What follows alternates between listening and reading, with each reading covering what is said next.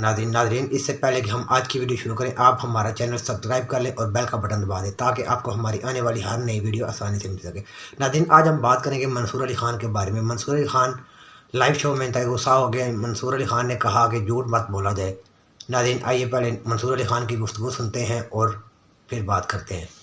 جاتا ہے چلے اس کی قانونی جی سر نیب انکار نہیں کیا تھا، پی ٹی آئی نے انکار نہیں کیا تھا، ریزرویشن کے ساتھ اسے ایکسیپٹ کیا تھا سر وہ، لیکن وہ بعد میں جو 35 پنکچر اور جو جتنی چیزیں تھیں میرے خیال میں اس پہ کسی سے معذرت کرنے سے انہوں نے انکار کر دیا تھا۔ انہوں نے کہا کہ وہ جو بیچ میں لکھا گیا ہے ان چیزوں کے اندر اس کی کہ جو انتخابی قباحتیں ہیں یا خامیاں ہیں وہ اپنی جگہ موجود ہے، لیکن وہ دھاندلی زدہ انتخاب تو پھر بھی اسے کہتے رہے۔ وہ خیر ٹرمز آف ریفرنس کا بھی مسئلہ تھا شاید اس کے اندر۔ بٹ منصور صاحب آپ کو لگتا ہے اب یہ ممکن ہے کمیشن بن جانا یا کچھ چیز ہو جانا اس طرح کی؟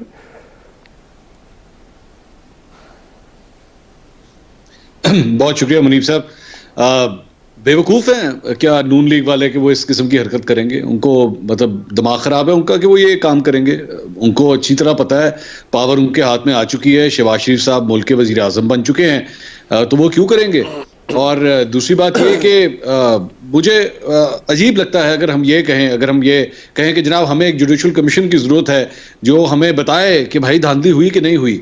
مطلب ہم لوگ صحافی کس کام کے ہیں؟ کیا ہم نہیں دیکھ رہے کہ کیا ہو رہا ہے؟ یا ہم نے نہیں دیکھا الیکشن ڈے والے دن یا الیکشن کے اگلے دن جو ہے ہوا کیا ہے؟ کس طرح جو ہے وہ راتوں رات جو ریزلٹس آ رہے تھے وہ تبدیل ہو گئے۔ اس کے بعد مسلم لیگ نون کے وہ جو ان کے جو سوشل میڈیا کے پلیٹ فارمز ہیں ان کی جانب سے صحافیوں پہ اٹیک شروع ہو گیا کہ جناب میڈیا نے غلط کیا ہے، میڈیا نے غلط بتایا ہے، میڈیا یہ سب کچھ کر رہا ہے۔ افسوس کا مقام ہے۔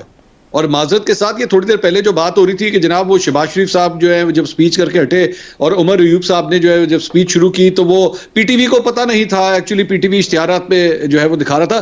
غلط بات ہے یہ، جھوٹ مت بولا جائے، یہ جھوٹ ہے۔ یہ حقیقت یہ ہے کہ ایک آدمی آ گیا تھا عمر ایوب صاحب کے پیچھے کھڑا ہو کے عمران خان کی تصویر لے کے، حقیقت یہ ہے، جس کی وجہ سے پی ٹی وی نے جو ہے وہاں پہ شاہ سے زیادہ شاہ کا وفادار کوئی تھا جس نے کہا کٹ کرو، فوراً ہٹاؤ اس کو یہاں سے، اور چونکہ پی ٹی وی ہٹ گیا تو تمام چینل سے عمر ایوب صاحب جو ہے وہ غائب ہو گئے۔ This is the amount of censorship that this country is facing right now. یہ ہے حقیقت، یہ ہے اصل بات۔ آپ کو تو بلکہ تارڑ صاحب کو تو یہاں پہ اللہ کرے، میں تو کہتا ہوں یہ کل وزیر اطلاعات بنے تاکہ ہو سکتا ہے کہ ہمارے پروگراموں میں آ کے کوئی جواب بھی دے سکیں، کیونکہ باقی تو نون لیگ والے بہت کم ہی نظر آتے ہیں آج کل، تو کم از کم ہو سکتا ہے یہ جواب دے سکیں۔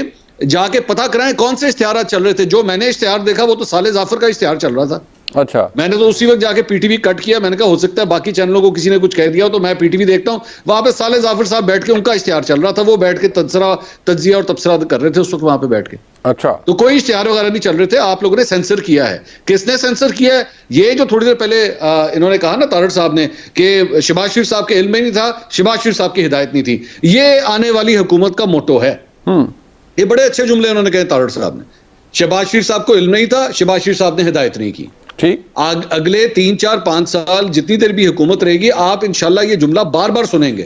بھائی جان وہ اسد علی طور کو اٹھا کے لے گئے، شہباز شریف صاحب کو علم نہیں تھا، شہباز شریف صاحب نے ہدایت نہیں کی۔ وہ بھائی جان وہ فلاں بندہ گرفتار ہو گیا، یہ کس طرح ہو گیا؟ شہباز شریف صاحب کو علم نہیں تھا، شہباز شریف صاحب نے ہدایت نہیں کی۔ یہ سلسلہ اسی لیے چلے گا کیونکہ اس حکومت کا یہ جو بننے جاری ہے اس کا ڈی این اے اس طرح کا ہے۔ اس کے ڈی این اے کے اندر یہ پہلا پرنسپل ہوگا کہ شہباز شریف صاحب نے کو علم نہیں تھا، شہباز شریف صاحب نے ہدایت نہیں کی۔ تو اللہ کرے میں غلط ثابت ہوں، اللہ کرے کہ تارڑ صاحب جو کیبنٹ میں جا کے بیٹھیں وہ مجھے بھی غلط ثابت کریں اور ہمارا یہ جو تجزیہ ہے اسے بالکل غلط ثابت کریں۔ نہیں بٹ یہ جو سوشل میڈیا کے حوالے سے جس طرح مدد صاحب نے کہا کہ اب یہ ایک ایشو ہے نا کہ مجھے اور آپ کو یا ہم سب کو پاکستان میں اگر پلیٹ فارم ایکس کو ایکسیس کرنا ہے تو آپ پہلے وی پی این لگائیں گے، اور اسی طرح اور بہت سے مسائل ہیں جن کا سامنا ہے۔ آپ کسی صحافی سے اگری کریں ڈس ایگری کریں، لیکن اسد طور ہیں وہ اس وقت ایف آئی اے کی تحویل میں ہیں، عمران ریاض خان ہے تو وہ بھی گرفتار ہیں۔ تو کیا آپ کو لگتا ہے کہ اس میں کوئی رول نہیں ہوگا تارڑ صاحب کی حکومت کا؟ ہر چیز کے اوپر یہی ہوگا، سوشل میڈیا کے حوالے سے بھی یہی ہوگا کہ وزیر اعظم کی ہدایت نہیں تھی، ہمیں نہیں پتا؟ منصور صاحب نہیں وہ تو دیکھیے اب تو طے ہو گیا نا کہ یہ تو شہباز شریف صاحب نے آج یہ ووٹ جیتا ہے نا، الیکشن تو آج جیتا ہے، حلف کل اٹھائیں گے، اس کے بعد وہ کہیں گے کہ بھائی جان مجھ سے پہلے جو کچھ ہوتا رہا میں اس کا ذمہ دار نہیں ہوں، آج سے بات کریں۔ لیکن یہ افسوس ہے کہ آپ نے واقعی ٹویٹر بلاک ہوا ہے, وہ آپ نہیں چلنے دے رہے, 14 دن ہو چکے ہیں میرے خیال میں, اب آپ نہیں چلنے دے رہے, اور یہاں پہ ایک ایسا ریزولوشن بھی آیا ہے سینٹ کے اندر کہ باقی بھی بند کرو سارے, فیس بک بھی بند کرو, یوٹیوب بھی بند کرو, انسٹاگرام بھی بند کرو, سارے بند کر دو. تو بھائی اگر کوئی بیماری ہوتی ہے, اگر آپ سمجھ رہے ہیں بیماری ہے, اور میں بینگ سوشل میڈیا مطلب یوزر, میں خود یہ بات ایکسیپٹ کرتا ہوں کہ واقعی پرابلم ہے, سوشل میڈیا پہ پرابلم ہے, لیکن میرے بھائی سر درد کا علاج گولی مارنا نہیں ہوتا, خدا کے لیے گولی دینا ہوتا ہے, گولی دیں, اس کو ٹھیک کریں. بالکل ٹھیک ہے. آپ تو یہ کہتے ہیں کہ گولی نہ چیز ختم کرو, وہ گولی اور طرح سے بھی دے دی جاتی ہے نا. وہ ناظرین, منصور علی خان نے کہا کہ کمیشن کی ضرورت ہی نہ پڑتی ہے.